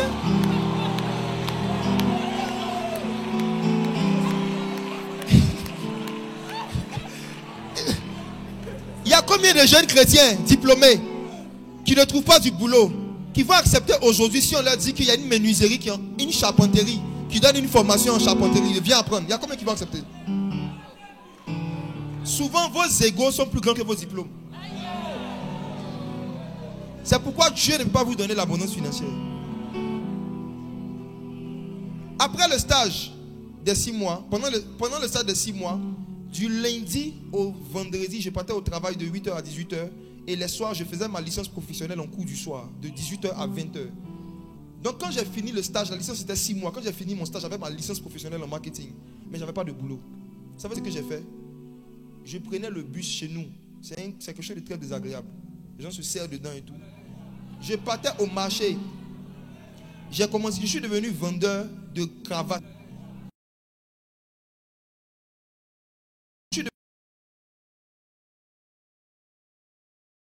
Abidjan, on connaît. J'ai vendu des ceintures porte à porte avec ma licence professionnelle en marketing. Après, j'ai vendu des gâteaux porte à porte. J'ai vendu des cravates. J'ai commencé à apprendre à acheter et à revendre. J'ai fait ça de 2014. Lento play la de la il a comme de la Dieu. Chalenda il a comme de ski.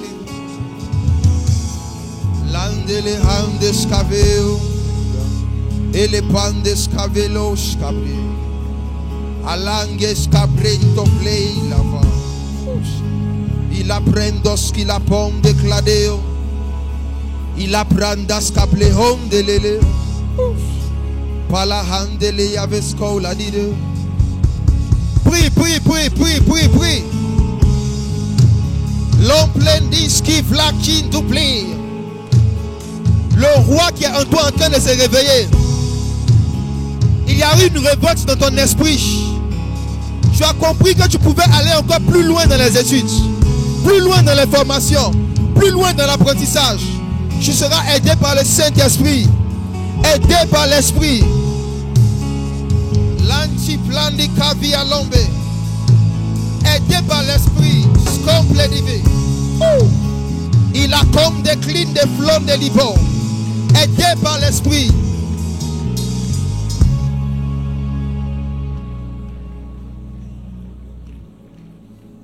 Certains parmi vous, vous avez été victime de la sorcellerie au niveau intellectuel. Certains de vos amis de classe vous ont envoûté. Parfois, je vois quelqu'un qui est dans une famille où ton père a 2 femmes. Et la deuxième femme de ton père, en fait, a envoûté toi et les enfants de ta mère pour ne pas que vous puissiez terminer les études. Il y a plusieurs, vous n'arrivez pas à mémoriser des informations, vous n'arrivez pas à étudier parce qu'il y a une ombre sur vous. Il y a une lourdeur qui vient de la sorcellerie. Le diable combat vos études, il combat votre avancée intellectuelle. Parfois, quand vous étudiez, vous avez mal à la tête. D'autres, vous vous retrouvez en train de vous endormir comme ça pendant que vous étudiez. J'ai une bonne nouvelle pour vous. Jésus va vous délivrer aujourd'hui. Et après ça, il va vous oindre. Vous serez d'abord délivré. Ensuite, une huile va venir sur vous, une grâce. L'onction de la royauté. Mais je vais d'abord commencer par la délivrance.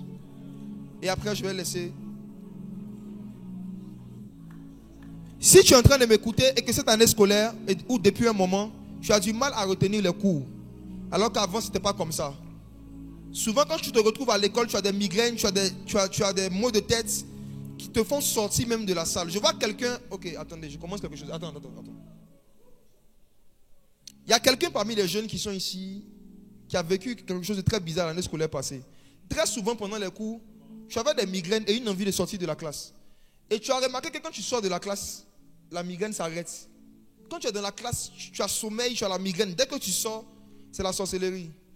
Au nom de Jésus, j'ordonne à ce démon qui est assis sur ta tête de quitter maintenant au nom de Jésus.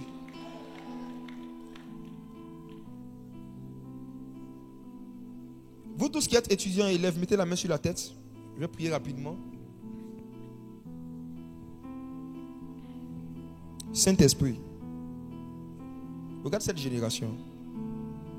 Futur roi, futur dirigeant, rempli de l'esprit. Mais que le diable veut maintenir en Égypte, que le diable veut maintenir dans une bassesse intellectuelle. Certains, on leur a donné des maladies, des migraines, des oublis, des sommeils bizarres, des assoupissements en plein cours. Tous ceux et celles qui sont victimes d'un mouvement ténébreux et démoniaque, pour les empêcher de pouvoir vaquer normalement à leurs études. Je vais compter jusqu'à 5. Tout voile qui a été mis sur toi, toute main noire qui était sur toi, qui t'empêchait de pouvoir suivre les cours normalement, une haine, une colère pour l'école qui est venue dans ton cœur, après que tu aies eu des rapports sexuels avec quelqu'un, toutes ces choses seront balayées par la puissance du Saint-Esprit. 5, 4, 3, 2, 1. Au nom de Jésus, démons, sorcellerie, vous qui détruisez les vies intellectuelles, vous qui détruisez les mémoires de ces jeunes, je vous ordonne par la puissance du Saint-Esprit de les libérer maintenant. Migraine mystique, sors au nom de Jésus, sors. Les maux de ventre qui viennent pendant les examens, pendant les cours importants, au nom de Jésus, ça s'arrête maintenant. Venez avec eux. Je donne maintenant par la puissance du Saint-Esprit à tout démon en charge de détruire la vie scolaire, de détruire les études d'un jeune, d'une jeune ici, du Saint-Esprit, à tout démon en charge de détruire la vie scolaire, de détruire les études, de libérer son cerveau, libère.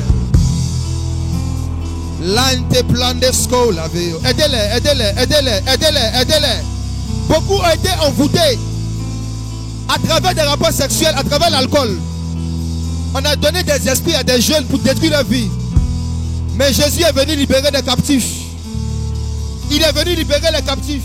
Aidez-les. Jésus, Fils de Dieu, Fils de David, aide cette génération.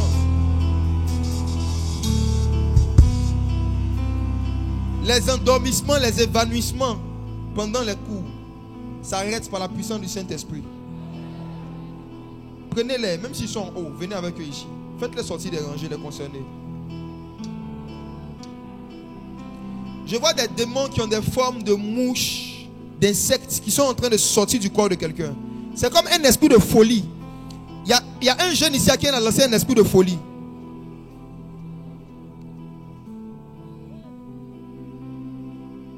J'entends Katanga. On dit qu'elle vient du Katanga. Je ne sais pas Katanga c'est quoi. C'est une ville. Quelqu'un ici qui est originaire d'un endroit qu'on appelle le Katanga. On t'a lancé un esprit de folie. Je vois l'esprit de folie qui quitte un lieu qu'on appelle Katanga, qui se met sur la tête d'une jeune fille comme ça. C'est en forme de mouche, comme des mouches. Ça fait que souvent, tu n'es pas cohérente. Quand tu parles, ça ne t'arrivait pas avant. Ça a commencé à se passer depuis juste l'année scolaire dernière. Venez, mettez-la ici, s'il vous plaît. Waouh.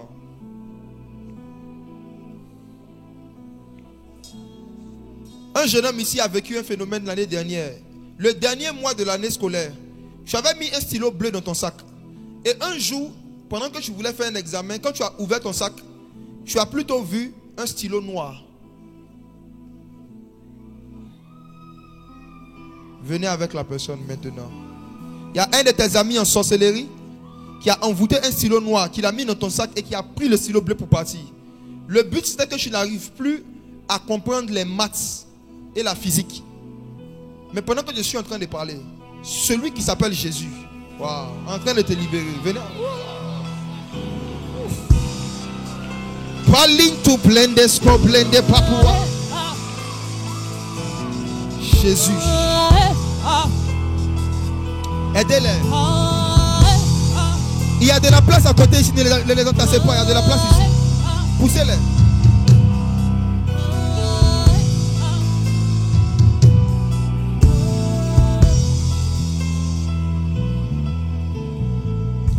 Il vous délivre de l'esclavage, Jésus, parce qu'il veut faire de vous des rois. Le début de la royauté, c'est la liberté de l'esclavage d'abord.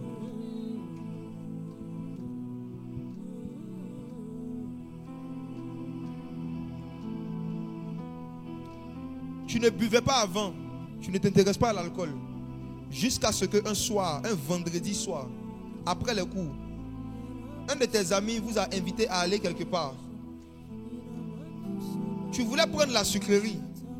Mais comme tu étais le seul qui prenait la sucrerie, tu avais honte. Et tu as voulu faire le dur. Et toi aussi, comme eux, tu as commencé à boire. Depuis ce jour, quelque chose est rentré en toi. Un désir de l'alcool. Un désir de l'alcool. Un esprit d'ivrognerie s'est attaché à toi. Aujourd'hui, Jésus te délivre. Mais va et ne pêche plus. Ne touche plus jamais à ces choses. Jésus te libère aujourd'hui. Jésus te libère aujourd'hui. Venez avec eux. Mettez-les là. Il y a de la place ici. Shandai. Blatir. Skopendowski Veliva. JB, s'il te plaît, venez faire la délivrance. Oui, venez prier pour vos amis. Avec ton équipe.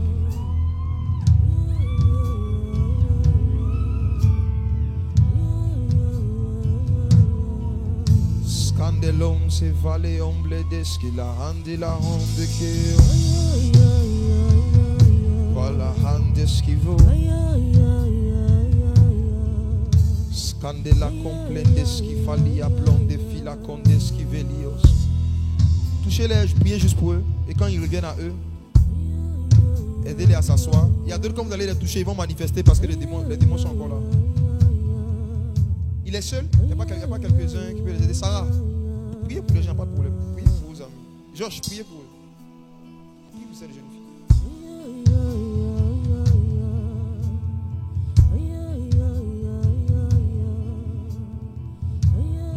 Voilà. Aidez-les.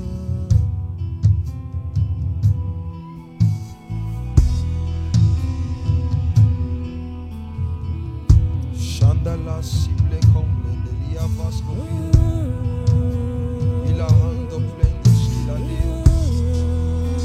À la hand de skill à comble de vie. Chandala cible comble delia vasco. La personne spécifique dont je parle, s'il te plaît, viens me voir. Viens me voir. Ton cas est très spécifique. Hein. On doit prier pour toi. Je ne vais pas dire dans le micro tout ce que je suis en train de voir. Mais si on ne prie pas pour toi, tu vas dormir un soir. Tu vas marcher avec cette dame. Vous allez marcher. Tu ne vas plus te réveiller. Tu vas faire un rêve où tu es en train de parler avec une femme, vous marchez, et tu vas rester dans ton sommeil. C'est qui? Venez avec un micro. C'est toi? Venez avec un micro. On peut glorifier Jésus. Venez le micro.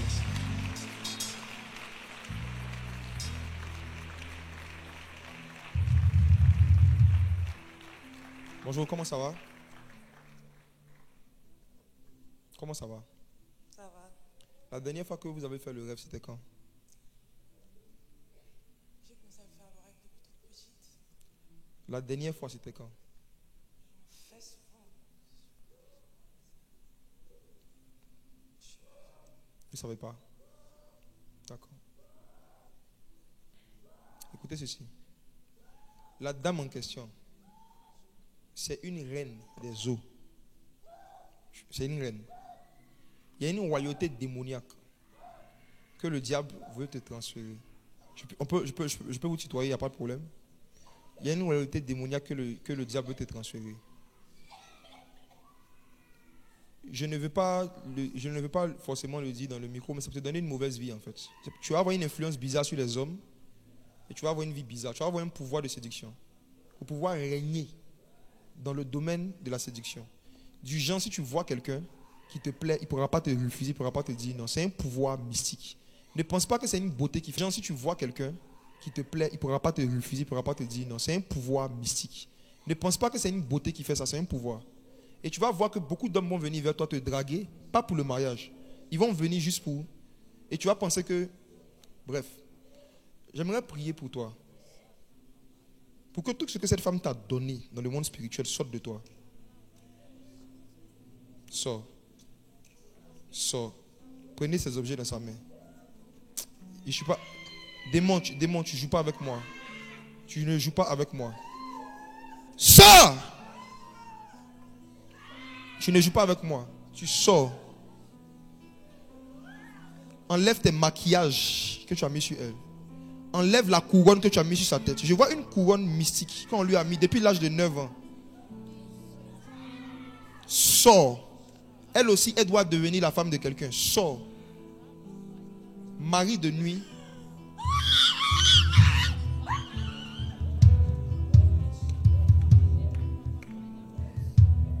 Je dis sors. C'est un démon très impoli, très arrogant, très puissant. Quand j'ai commencé à lui, quand je lui parlais, j'ai eu une vision en fait où le démon a commencé à m'insulter.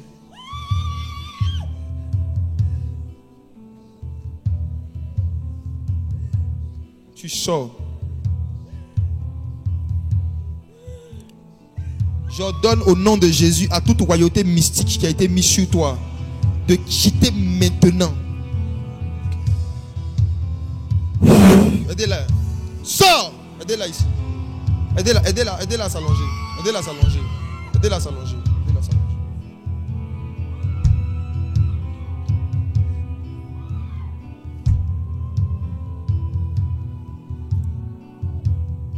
Il y a un jeune homme qui a fait un songe. Dans le songe, tu assistais à une cérémonie où tu étais assis sur un trône et les gens applaudissaient pour toi. Comme une cérémonie royale. Comme si tu étais un roi dans un rêve. Tu étais un roi. Tu étais assis et on applaudissait pour toi comme si tu étais le roi. Viens.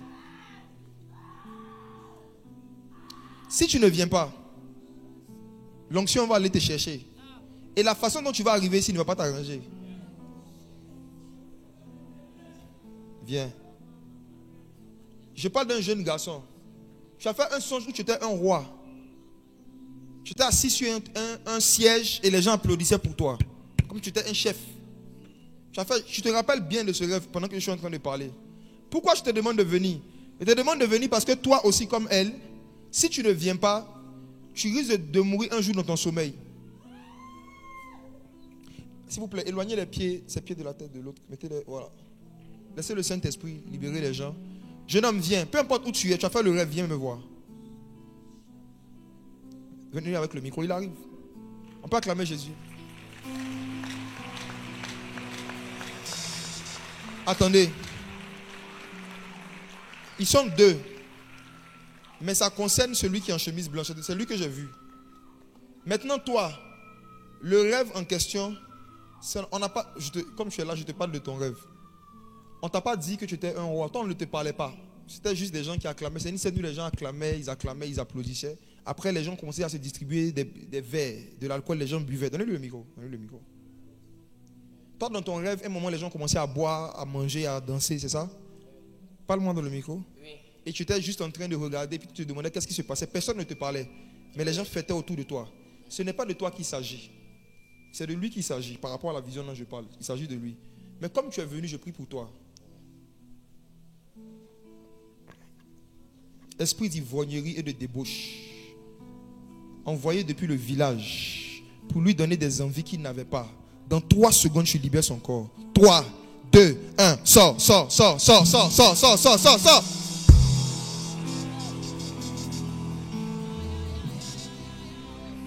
Ça va? Donnez-lui le micro. Donnez-lui le micro à celui qui est là. Comment ça va? Ça va. Tu as été choisi pour être un roi mystique en sorcellerie dans un village. Mais tu ne veux pas. Mais sinon, il y a un appel à la royauté démoniaque sur toi. C'est comme si des esprits veulent que tu sois un chef d'une confrérie, d'une tribu. Est-ce que tu le sais? Je me rappelle de ce rêve il y a 9 ans. Je ne parle pas même du rêve. Je suis en train de parler de qu'est-ce qui a produit le rêve. Ce qui a produit le rêve, c'est qu'il y a une réclamation satanique sur toi. On veut que tu sois un roi, un chef dans une confrérie bizarre. Maintenant, toi en ce qui te concerne, c'est comme si ces démons ont dit que si tu ne viens pas au village faire ce que tu dois faire avec eux, ils vont te détruire, ils vont détruire ta partie génitale. Et je vais t'expliquer un problème que tu as vécu un moment. Tu te rappelles de ces moments où quand tu urinais, ça te brûlait? Tu te rappelles de cela? Non, parle-moi. Tu te rappelles de cela? Ou souvent quand tu partais à la selle, quand tu partais faire l'urine, tu sentais souvent des brûlures, comme si c'était chaud. Parfois aussi, c'était une douleur que tu avais ici, au niveau du pubis. Douleur, oui. Tu te rappelles de ça? D'accord. La dernière fois que tu as eu cette douleur précisément là, au niveau du pubis, c'était quand? Tu baves? Je ne me rappelle pas. Tu te rappelles plus? Ok. C'est une attaque d'un esprit, des eaux, qui veut que tu viennes avec eux pour aller régner. Et je ne sais pas, c'est comme s'il y a quelqu'un qui prie pour toi. C'est comme s'il y a un combat dans le monde spirituel. Il y a une réclamation satanique, en même temps il y a une réclamation prophétique. C'est comme si quelqu'un intercède pour toi. Et à cause des intercessions en fait de la personne, ils n'arrivent pas à t'emmener dans leur réunion. Donc ils t'attaquent et ils essaient de t'envoyer des maladies, des douleurs, des difficultés à dormir complètement sans interruption pendant la nuit. Ils essaient de te troubler. Aujourd'hui, Jésus te libère. Je peux prier pour toi? Tu es appelé à la royauté, mais de Christ. La vraie royauté. Dispose-toi. Saint-Esprit, je prie pour lui. Au nom de Jésus, que toute maladie mystique, toute substance occulte qui lui a été ingurgitée dans un rêve sorte de son corps. Au nom de Jésus. À partir d'aujourd'hui, je déclare que son corps sera le temple du Saint-Esprit. Et le Saint-Esprit seul aura accès à ses rêves. Le Saint-Esprit seul aura accès à son esprit. Que tout ce qui a été déformé en lui, émotionnellement, mentalement, soit restauré par l'onction maintenant au nom de Jésus. Je te dis merci Père éternel Dieu parce que tu le libères. Merci parce que tu le restaures. Je vois maintenant une huile qui est en train de descendre sur toi. Ça maintenant, c'est pour pouvoir entendre le Saint-Esprit. Reçois l'onction du Saint-Esprit. Un amour pour la Bible va naître dans ton cœur. Un amour particulier pour la Bible va naître dans ton cœur après métamorphose. Attache-toi profondément aux Écritures. Ils te feront la guerre mais ils ne te vaincront pas. Tu es puissant, tu es oint, tu es gardé par Jésus. Amen, amen, amen, amen, amen.